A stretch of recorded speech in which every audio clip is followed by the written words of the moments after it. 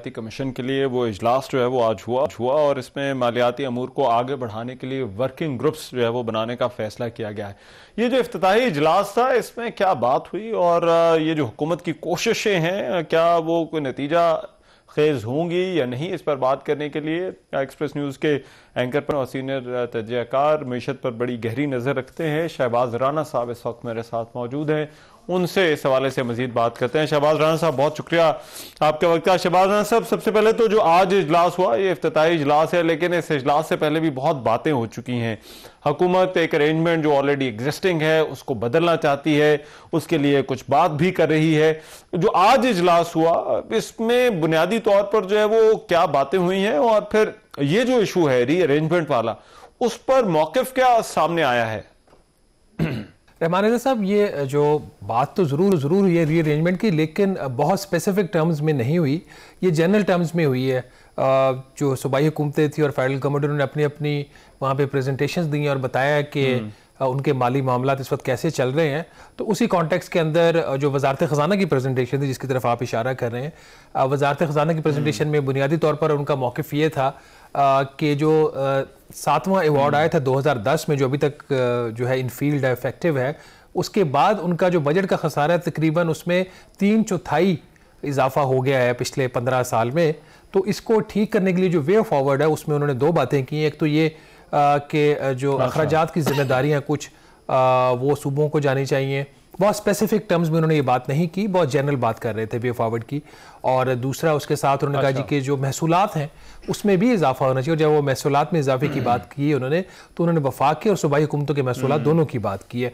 तो चूंकि ये पहला इजलास था और एज़ पर एक्सपेक्टेशंस इसमें एज सच कोई बड़े फैसले तो नहीं होने थे, सिवाय इस फैसले के कि अगला इजलास कब होगा और फिर मुख्तलिफ जो कमेटीज़ हैं वो बनाई गई जानी थी, तो वही बनाई गई हैं। कुछ 6-7 वर्किंग ग्रुप बना दिए हैं हर इशू के ऊपर। जो फेडरल गवर्नमेंट की शेयर होल्डिंग है वो कितनी होनी चाहिए, सूबों का कितना होना चाहिए, सूबों का आपस में क्या तकसीम होनी चाहिए, फाटा का क्या स्टेटस होगा, फाटा के मर्जर के हवाले से जो केपी का एक उनकी बहुत बड़ी और उनका एक राइटफुल डिमांड है कि आबादी जो है आपने 66 लाख हमारे सूबे में शामिल कर दी है, बट उस 66 लाख आबादी का उसका जो हिस्सा बनता है कौमी मालियाती अवार्ड में वो आपने दिया नहीं है। तो उसके ऊपर भी एक वर्किंग ग्रुप बन गया। तो आज एक सिर्फ आगाज था, बाकी बातें जो है डिटेल और जो क्रिटिकल चीजें वो मेरा ख्याल वर्किंग ग्रुप लेवल पे और फिर मेन कमेटी में होंगी। ठीक है, लेकिन इसमें शहबाज राना साहब जो खैबर पख्तूनख्वा के वजीर आला हैं वो भी आज इस इजलास में थे, वहां पर मुज़म्मिल असलम भी उनके साथ जो है वो गए।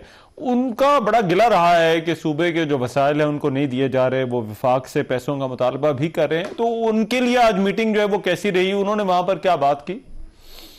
रहमान रज़ा साहब, सुहेल साहब जो हैं वो गए थे एज़ वज़ीर ख़जाना और इसी तरह मुराद अली शाह साहब भी एज़ वज़ीर ख़जाना गए थे।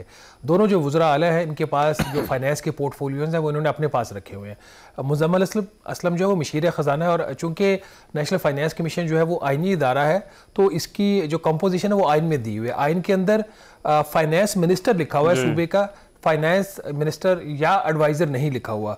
तो मुज़म्मिल असलम वहाँ पे थे तो ज़रूर as a support to his chief minister and finance minister, but वो मेंबर नहीं है नेशनल फाइनेंस कमीशन के।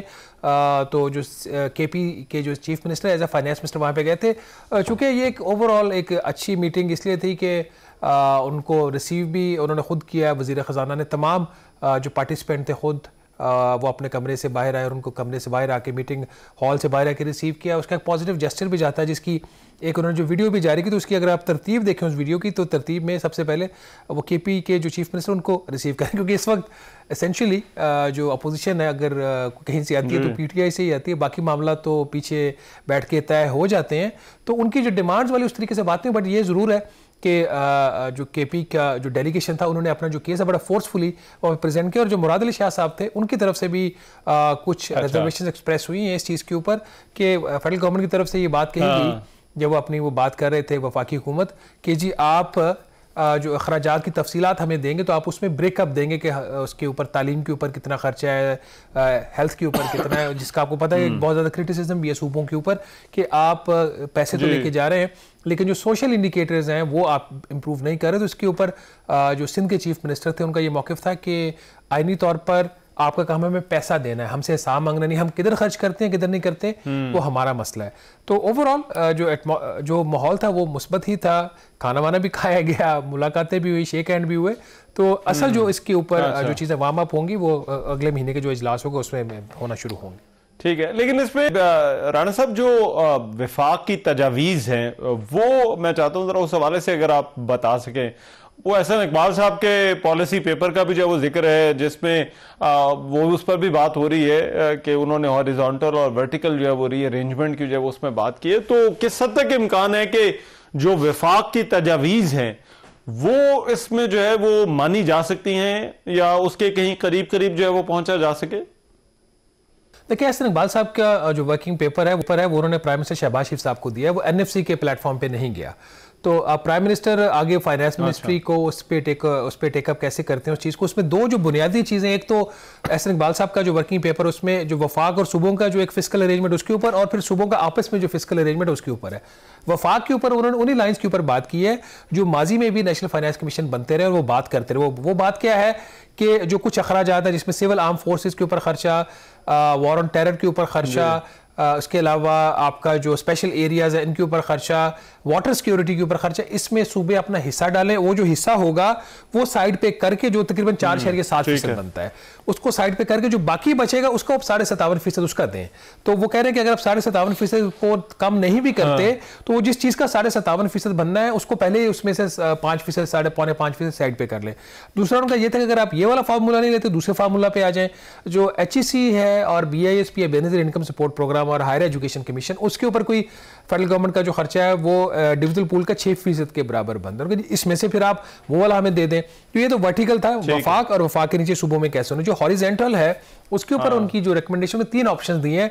इस वक्त आपको पता है कि 100 रुपया सूबों को जाता है तो 100 रुपये में से 82 रुपये जो है वो आबादी की बुनियाद पर जाते हैं, 10 रुपये जो जाते हैं वो उसके ऊपर पावर्टी के हवाले से 5 रुपये जाते हैं, उसमें रेवेन्यू जनरेशन फिर एक आध को छोटा और क्राइटेरिया है। तो उसमें उनका जो एक बड़ा ड्रास्टिक प्रपोजल है कि जो 82 रुपये है इसका शेयर कम करके 3 मुख्तलिफ ऑप्शन में 78 रुपये है, 68 रुपये और 60 रुपये तक कर दें।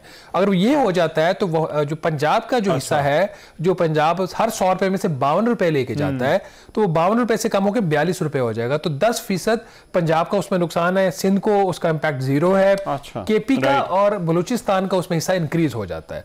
तो ये सारी ऑप्शन है। बाय एंड लार्ज जो बात होगी वो इन्हीं ऑप्शंस के इर्द गिर्द होगी जो एहसन इकबाल ने दी, क्योंकि यही वो फंडामेंटल इश्यूज हैं जिसके ऊपर झगड़ा है वफाक का और सूबाई हुकूमतों का। ठीक है, राइट, ठीक है। शुक्रिया शहबाज राना साहब हमारे साथ मौजूद थे और नेशनल फाइनेंस कमीशन के हवाले से बात कर रहे थे। प्रोग्राम में एक ब्रेक शामिल करते हैं, वापस आ रहे हैं इस ब्रेक के बाद।